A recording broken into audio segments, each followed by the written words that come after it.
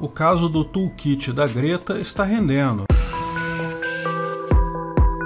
Esse é o Visão Libertária, sua fonte de informações descentralizadas e distribuídas. Nosso último vídeo sobre esse caso, Greta Thunberg revela planos globalistas para a Índia, explicamos como a ativista ambientalista Greta Thunberg, por engano, publicou um planejamento detalhado de ações midiáticas. O documento continha informações e planejamento para várias pessoas famosas do mundo protestarem a favor de fazendeiros da Índia, contra o primeiro-ministro de lá, o Narendra Modi. Explicamos também qual é o problema original lá na Índia. O governo passou leis para reduzir regulamentação e intervenção do Estado na agricultura. Muita gente é a favor, inclusive muitos fazendeiros, mas existe um grupo de fazendeiros que é contra. A esquerda cooptou esses fazendeiros para fazer oposição ao governo. O planejamento que Greta indevidamente tornou público detalhava inclusive o protesto no dia 26 de janeiro que realmente aconteceu com violência, muitos feridos. Portanto, de fato, é um plano efetivo. O caso mostra como é feito o planejamento desse tipo de ação midiática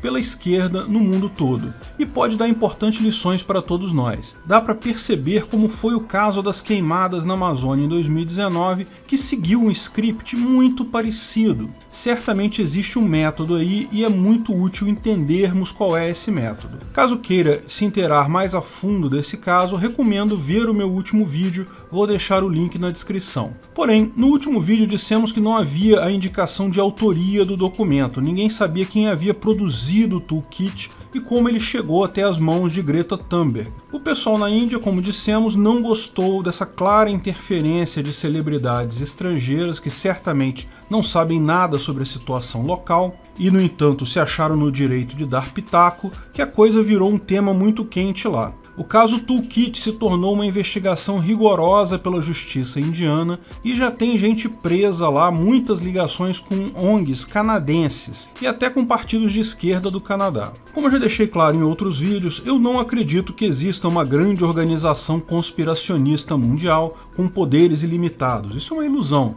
mas é claro que existem organizações de esquerda querendo impor suas pautas e é claro que algumas vezes elas se ajudam e colaboram entre si. Vamos entender agora o que se sabe da investigação da Índia sobre o caso. A autora do documento foi identificada pela polícia de Nova Delhi como sendo Disha Ravi, uma ativista ambiental indiana de 21 anos ligada à esquerda. Ela está sendo investigada pela polícia junto com Shantanu Makul e Nikita Jacob, que seriam coautores do documento. Disha Ravi foi presa hoje, inclusive, dia 19. A acusação é baseada no planejamento de protestos violentos do dia 26. Como o documento descreve o planejamento desses eventos, ela está sendo considerada como mandante da violência que aconteceu lá. Ela faz parte de um movimento pró-Khalistan, um movimento separatista da província de Punjab, que é tratado como um grupo terrorista pelo governo indiano. Cabe um parênteses aqui. Ao contrário de muitos libertários que veem movimentos separatistas como inerentemente positivos, eu tenho uma posição diferente quanto a isso.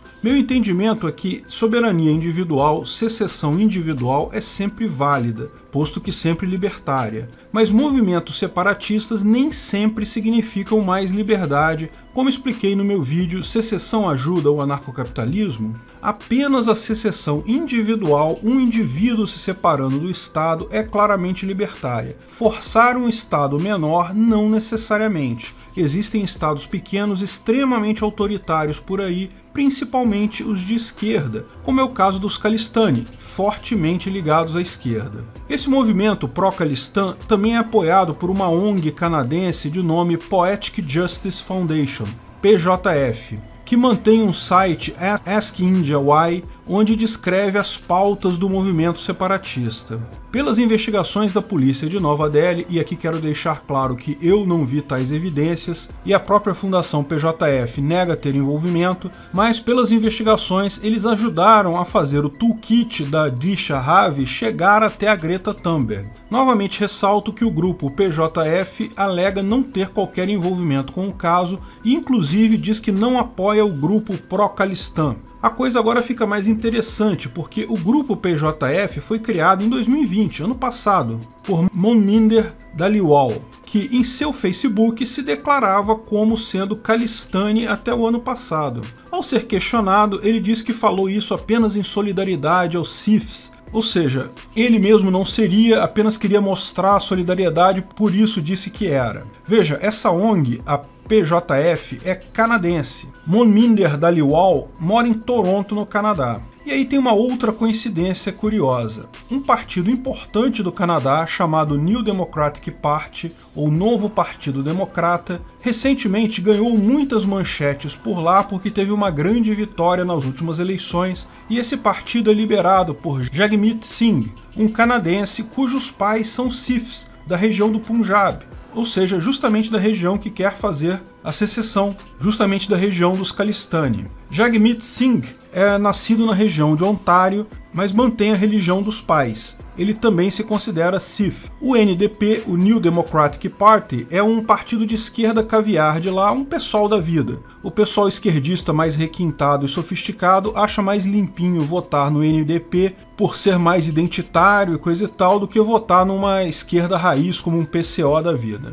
O político Jagmeet Singh não tem nenhuma ligação formal com o PJF, nega qualquer envolvimento com o caso. Mas os jornais e a polícia de Nova Delhi estão especulando seu envolvimento na coisa toda. Tanto o PJF quanto o Jagmeet usaram extensivamente os serviços de uma empresa de marketing pessoal chamada Skyrocket Digital, também pertencente a um outro indiano que mora no Canadá. E repara, não há ligação, ao contrário do que eu especulei, com a Open Society do Soros, mas deve ter em conta que é exatamente o tipo de movimento que a Open Society costuma apoiar. E, ultimamente, muitos movimentos não revelam quem são os financiadores do movimento. De fato, o site da PJF não tem nenhuma informação sobre isso. Mas a gente precisa admitir, como eles estão ligados a um importante partido político do Canadá, é perfeitamente possível que o financiamento deles nem passe pelo Soros, seja feito pelo próprio partido canadense. De novo, percebemos que não há uma coordenação global do mundo, apenas um monte de políticos e organizações com interesses em comum, usando jovens idiotas úteis e a mídia tradicional como mecanismo de desinformação. A investigação continua em frente, não se sabe ainda até onde vai chegar, mas é bom saber que o pessoal na Índia ficou muito revoltado com isso e está exigindo explicações até do governo canadense. Vamos ver como esse caso se desdobra nos próximos meses. O que se pode ver no caso é principalmente a causa dos fazendeiros está sendo usada apenas pelo movimento de esquerda Khalistani. No final das contas, os protestos foram organizados pela esquerda, principalmente para derrubar o primeiro-ministro conservador Narendra Modi. A questão dos fazendeiros, as novas leis de reforma, foi só a desculpa que eles arrumaram. É o exato mesmo modo de operação que a esquerda usa aqui no Brasil. A questão deles é retirar Bolsonaro. Queimadas na Amazônia eram 5 vezes maiores no governo Lula e ninguém se importa com isso. No final das contas, fica claro como esse mecanismo funciona pelo mero interesse comum de grupos esquerdistas no mundo todo. Não há necessidade de ver uma estrutura de poder hierárquico ou coisa do gênero, mas não deixa de ser importante entendermos como eles agem, principalmente porque estão perdendo força. A informação descentralizada vai cada vez a mais lugares e permite cada vez mais gente ver a informação direta de lugares diferentes. Qualquer um de vocês que fale inglês pode procurar jornais da Índia e ler as informações diretamente de lá. Informação descentralizada mata a esquerda.